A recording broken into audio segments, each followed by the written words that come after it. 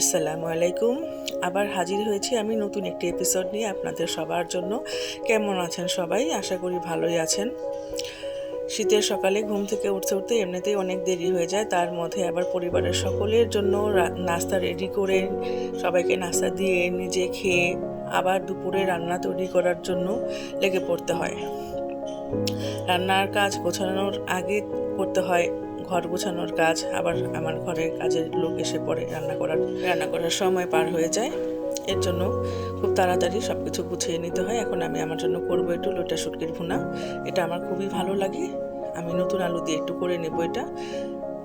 মেয়ের জন্য ফুলকপি আর সিম দিয়ে আমি মাছ রান্না করে নিব, ওর খুবই পছন্দ এটা, ওর জন্য এটা খুবই রান্না করা হয়।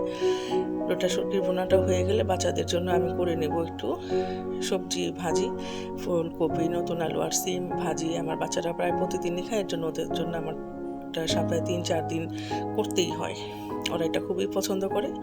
আমি অবশ্য শীতকালে এই ভাজিটা খুব পছন্দ করি, সেজন্য প্রায় করা হয়ে থাকে। লোটা শুটকির ভুনাটা আমার প্রায় হয়ে এসেছে। একটু গরম পানি দিয়ে দিচ্ছি।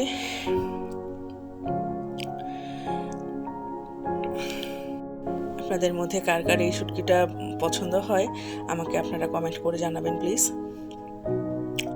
এটা হয়ে এসেছে, এটা আমি একটা প্লেটে ঢেলে নিচ্ছি।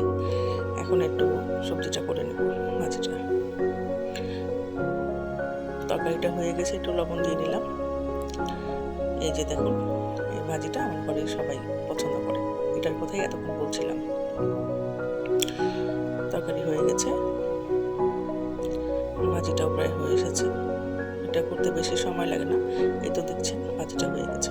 এই ছিল আমার আজকের রান্না। সবাইকে ধন্যবাদ। ভিডিওটা ভালো লাগলে একটা লাইক করে দিবেন আর সাবস্ক্রাইব করে নেবেন। খুদা হাফিজ।